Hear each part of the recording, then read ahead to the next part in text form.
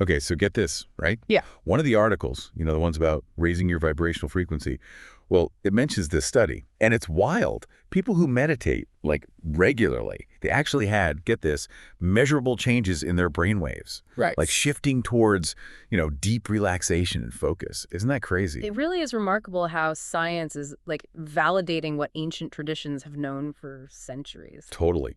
So today, obviously, we're diving deep into all this cool stuff about raising your vibrational frequency. Yeah. You've been researching this like crazy, so thanks for sending all that over, by the way. You bet. Just a quick reminder for everyone listening, vibrational frequency is basically like our energy state, the one that's, influenced by our thoughts and emotions and actions. It's all connected. Exactly. And this deep dive is all about like how to actually raise that frequency. Practical steps, right? Yep. To get more clarity, more inner peace, and a deeper connection to everything. That's the goal. So where do we even begin with all this? I mean, you sent over so much interesting stuff. Mm. Well, I think, one of the most common and for good reason techniques is meditation. Meditation. Right. Okay, but hold on, because it's not just about sitting there all like zen and chanting, right? Although, hey, if that's your thing, go for it. Of course. But your research, it highlighted some pretty unique meditation techniques too. Like, remember that one, walking meditation? It's where you like really focus on the feeling of your feet on the ground as you walk. Yeah, it's about bringing that mindfulness into everyday activities. Exactly. I'm actually kind of curious to try that one. You should. Oh. And there was also, remember, all that stuff on chakra meditation? Oh, yeah. Especially about the heart chakra. Right, which is, all about love, compassion, connection. Some of the articles suggested that, if you're feeling like closed off or disconnected, focusing on opening and balancing that heart chakra, it can be incredibly powerful. Ooh, that reminds me of like gratitude. It's almost like if our heart chakra is like a closed bud, then gratitude is the sunshine that helps it, like gloom open. I like that. And speaking of gratitude, you sent some amazing articles with ideas that go way beyond like just a basic gratitude journal, Yeah. There was this one study, it found that people who wrote gratitude letters, like actual letters to other people, they had this boost in happiness that lasted for weeks. For weeks. It's pretty amazing, right?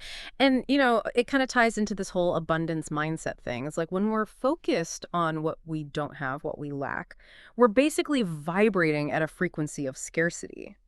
But when we shift our focus to what we are grateful for, right, we're aligning ourselves with the frequency of abundance. Totally. Okay, gotta admit, when I saw this section on food and vibrational frequency, I was like, uh-oh, here comes the lecture on kale smoothies. Uh-huh. But honestly, the articles you found were way more than that. It wasn't just about, like, good foods versus bad foods, which is kind of how I always thought about it. It's definitely more nuanced than that.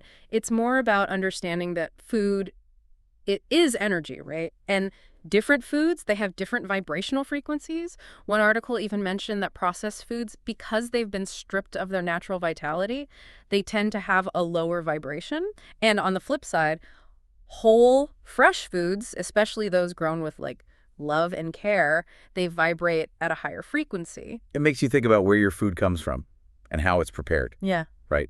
Like, even that can carry a certain energy. Absolutely. And it all connects to what we were talking about with kindness, right? There was an article that highlighted this idea of like energetic exchange. When we're kind, it's not just giving something away, it's receiving positive energy in return, too. It's like a boomerang of good vibes. Exact. Okay, so one thing I got to hear more about is this nature recharge stuff. I mean, Yeah. I'm a city girl, right? Yeah. But even I felt calmer just reading about forest bathing. Picture this. You're walking barefoot right on the earth, feeling that cool grass between your toes. You're breathing in fresh air, surrounded by the energy of trees. That's grounding right there. It's how we discharge built-up energy and reconnect with the Earth's natural frequency. Wow. I can practically feel the stress melting away just thinking about that. Yeah. It's funny. At the beginning of all this, I was a little skeptical about this raising your vibration thing. Yeah. But the more we talk, the more I see the connections. Right. It's like we're peeling back layers of ourselves, moving from the surface to a deeper understanding of our own energy. And that's where mindful mastery comes in. That section in the research really resonated with me, especially the part about how our thoughts and emotions, they aren't just like fleeting things. They have a real impact on our energy field. Yeah, it's about becoming aware of our own minds. One of the articles even described it as creating a gap, right, between a thought or emotion and how we react to it. And in that gap, that space, we have the power to choose. Do we feed the negativity or shift to a more positive frequency? Whoa, okay, that is mind-blowing. So it's not about, like, suppressing negative thoughts. It's about choosing a different response. Exactly. One technique you had it highlighted in your notes is using affirmations. So instead of replaying those negative thoughts, we consciously choose empowering statements, statements that align with the frequency we want to embody.